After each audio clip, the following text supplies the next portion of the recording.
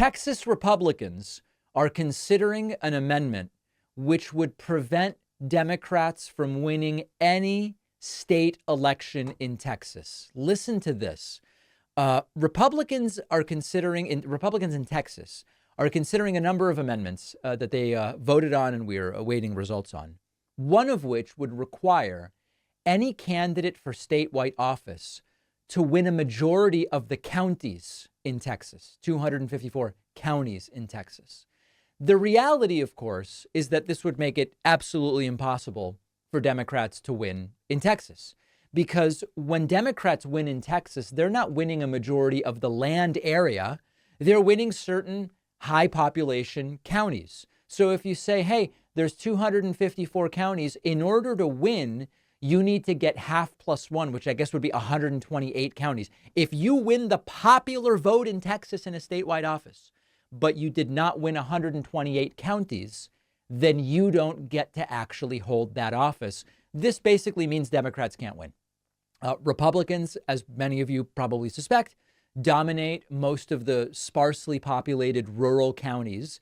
So by the number of counties in Texas, Republicans have a massive advantage. Now, it is true that on a population basis, Texas is much more split. It's still a red state, but occasionally Democrats can win. And certainly there are races in which Democrats do have a shot at winning.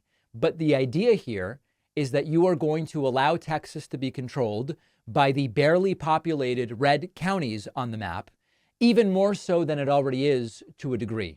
Now, you might be saying, David, that can't possibly be legal, can it? There is controversy over whether this is legal. And indeed, your instinct that it may not be legal makes a lot of sense, because if you violate the principle of one person, one vote, if you violate the principles of the Voting Rights Act, then whatever you're trying to do may indeed be illegal. Now, what is interesting to talk about is that what Texas wants to do here, which is to say, regardless of the popular vote in Texas, if you don't win at least half the counties, you don't get to hold office. It's the similar problem that we've identified with the National Electoral College. I've been an advocate of a national popular vote for a very long time now.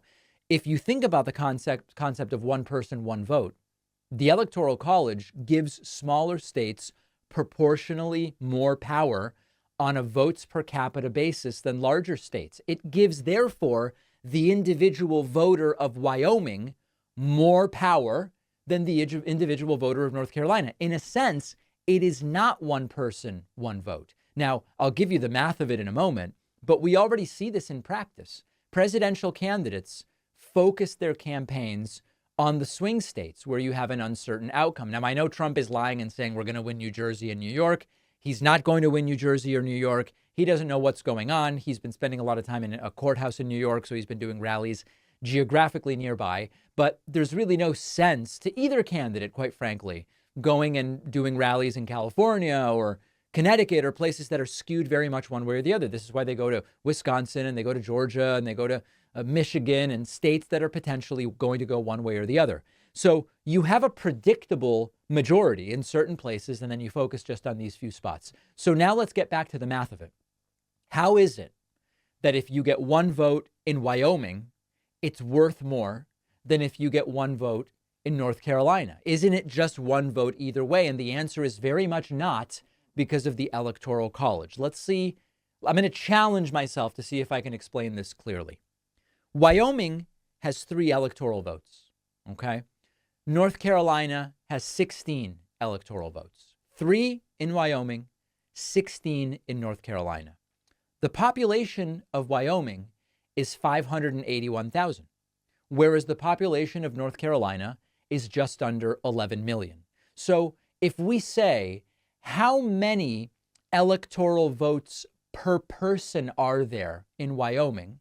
It's 5.2 times 10 to the negative 6 power. Forget about times 10 to the negative 6, because both of these are times 10 to the negative 6. Okay, so in Wyoming, each voter controls 5.2 times 10 to the negative 6th power votes.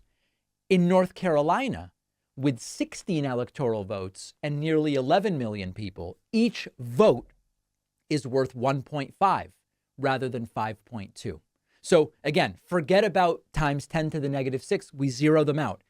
5.2 is your vote power in Wyoming, and 1.5 is your vote power in North Carolina in terms of the population relative to the electoral votes. So a vote in Wyoming has 3.5 times the influence as a single vote in North Carolina. That is not one person, one vote. By the way, if you look, they love to talk about, well, look at California, 55 electoral votes. On a population adjusted basis, your vote is worth the least in California, followed by Texas, Florida, and New York, very high population states. So I would love one person, one vote.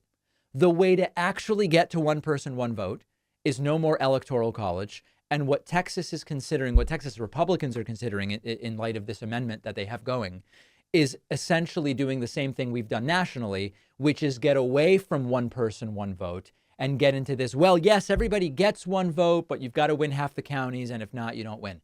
I can't imagine that this is legal. Legal scholars are leaning towards it's not legal.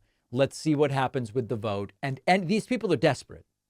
Okay, they see what's happening in Texas, which is not in 2024, probably not in 2028, but things are definitely changing demographically in Texas, and political orientation is also changing, and they are terrified. So what can they do? They say, hey, let's give the empty rural counties more power by requiring every candidate for statewide office to win a majority of the counties. It's disgusting. They are desperate. It's probably illegal. And let's hope it doesn't go any further. Let's take a super quick break. By the way, if you missed or didn't get the email yesterday morning with the one-day Memorial Day membership special, the email did go out. Maybe the email went to spam. Maybe it was blocked by your email server. I don't know, but it did go out. If you missed it and you want to take advantage of it, no problem. Just email info@davidpakman.com and say, hey, David, give me that code, please. Hey, David, give me that code, please. And we will send you the code. You can still take advantage of it. It is time to start thinking like voters and to make sure that kids understand the importance of voting, how it works, registering, ballot initiatives, because so many kids just have no idea. That's why I wrote the new children's book, Think Like a Voter. I can think of no better time and no more important group of folks to try to reach. The book is now available at davidpakman.com/book, where, by the way, you can get the first 2 books in the series as well. Think Like a Detective and Think Like a Scientist. Really important stuff. Donate them to local libraries, classrooms, read them with the kids. davidpakman.com/book.